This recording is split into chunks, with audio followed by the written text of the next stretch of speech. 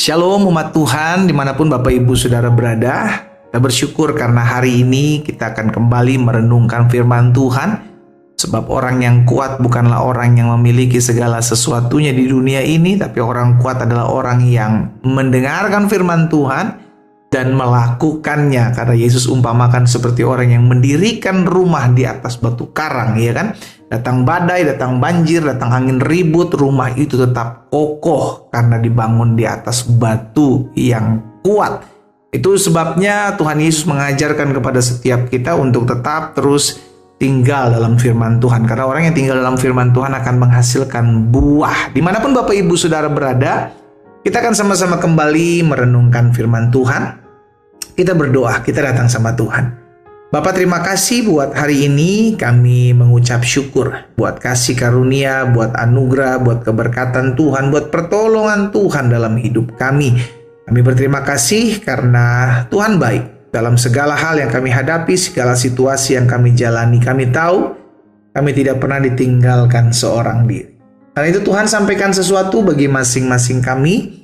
Roh Kudus urapi kami dengan roh hikmat dan wahyu sehingga kami mengerti akan kebenaran yang memerdekakan kami. Dalam nama Tuhan Yesus Kristus kami berdoa dan kami siap mendengarkan firman. Haleluya. Amin, amin. Puji Tuhan. Saudara yang dikasih dalam Tuhan, dunia di mana saudara dan saya hidup adalah dunia yang sedang digoncang. Ya, karena itu yang Alkitab catat bahwa yang kuat adalah pribadi-pribadi yang tahan goncang. Kan gitu kan saudara? Dan siapa itu pribadi-pribadi yang tahan goncang?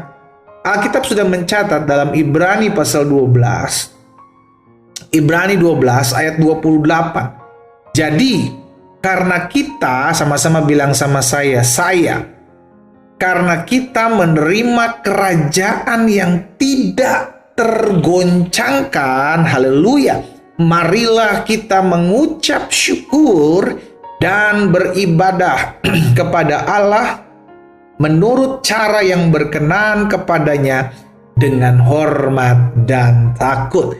Alkitab mengajarkan kepada setiap kita karena kita menerima kerajaan yang tidak tergoncang. Jadi karena saudara dan saya kita menerima kerajaan tidak tergoncangkan, seharusnya, semestinya, maka hidup saudara dan saya tidak mudah digoncangkan gitu loh. Ya, baru sedikit ada masalah mulai tergoncang imannya, baru keuangan tergoncang sedikit tergoncang pula imannya. Ujung-ujungnya kita lupa bahwa kita ini orang-orang percaya yang hidupnya harusnya tidak mudah digoncangkan dengan apapun. Makanya tadi Alkitab bilang, karena kita menerima kerajaan tidak tergoncangkan, mari kita mengucap syukur dan beribadah kepada Allah. Jadi saudara dan saya, karena kita tahu kita tidak pernah tergoncangkan oleh situasi, oleh keadaan, oleh masalah, oleh apapun depan kita, harusnya kita bersyukur gitu loh. Orang bersyukur dengan mudahnya ketika dia tahu bahwa segala situasi keadaan yang dia hadapi tidak bisa menggoncangkan imannya. Tapi sebaliknya kalau bentar-bentar tergoncang, nggak ada rasa syukur, yang ada pengeluhan, yang ada persungutan. Itu yang terjadi dalam kehidupan umat Tuhan ketika mereka berjalan di padang gurun, saudara. Ya, ketika mereka lihat kekurangan air, ketika mereka dapat air tapi airnya pahit, mereka selalu bersungut-sungut karena nggak ada orang yang punya masalah lalu mengeluh, mengucap syukur. Selalu orang kalau punya masalah selalu bersungut. Aduh, gimana ya pendeta ya, saya tuh udah nggak tahan ngadepin suami saya udah nggak kuat ngadepin usaha bisnis saya yang udah begini-begini terus, udah doa, udah puasa, ya gimana ya pendeta ya. Akhirnya mengeluh, dia lupa bahwa saudara kita menerima kerajaan yang tidak tergoncangkan. Harusnya iman saudara dan saya tidak kita gantungkan dengan keadaan, tapi iman saudara dan saya kita gantungkan kepada kerajaan yang tidak tergoncangkan. Akhirnya dampaknya apa? Hidup kita tidak akan pernah tergoncang.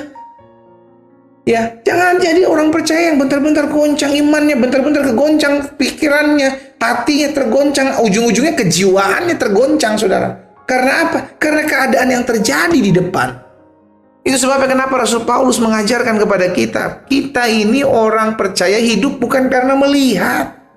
Ya, kita hidup karena percaya. Karena kita percaya itu sebabnya kita tidak tergoncangkan. Situasi boleh saja tidak berubah, keadaan situasi boleh saja tidak terjadi sesuai dengan apa yang kita inginkan, tapi iman kita tidak tergoncangkan. Harusnya seperti itu. Kenapa? Karena ingat, Alkitab bilang apa yang bisa digoncangkan, itu akan digoncangkan. Supaya manusia datang kepada kerajaan yang tidak tergoncang. Kerajaan apa? Kerajaan Allah. Itu sebabnya kita bergantung bukan kepada apa yang di dunia ini yang notabene bisa berubah-ubah dan bisa digoncang. Ya, ekonomi bisa tergoncang, kesehatan bisa tergoncang, rumah tangga bisa tergoncang, relasi bisa tergoncang. Apa yang nggak bisa tergoncangkan di muka bumi ini, saudara? Ya, saya sih nggak tergoncangkan pendeta, kekayaan saya 9 turunan, 7 turunan, 8 tanjakan, 9 tikunan.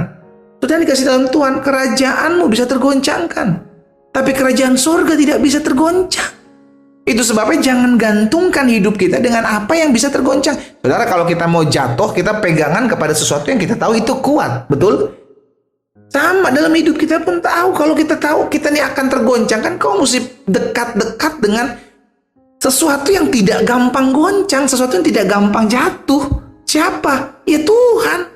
Gitu loh, saudara. Sehingga akhirnya kehidupan kita tidak gampang terombang-ambingkan. Ada masalah, ada pergumulan. Saudara ingat baik deh, apapun yang di dunia ini, saya mau kasih tahu, firman Tuhan udah katakan kepada kita, itu akan digoncangkan. Jadi jangan pernah bersandar dengan apa yang di dunia. Engkau akan tergoncang, dan kalau goncangannya kuat, engkau akan terlepas, dan engkau terlepas, engkau akan jatuh. Engkau akan hanyut, engkau akan hancur. Tapi ketika engkau berpegang pada kerajaan yang tidak tergoncangkan, karena Alkitab bilang kita menerima kerajaan yang tidak tergoncangkan, yang tidak bisa digoyang. Itu loh, saudara.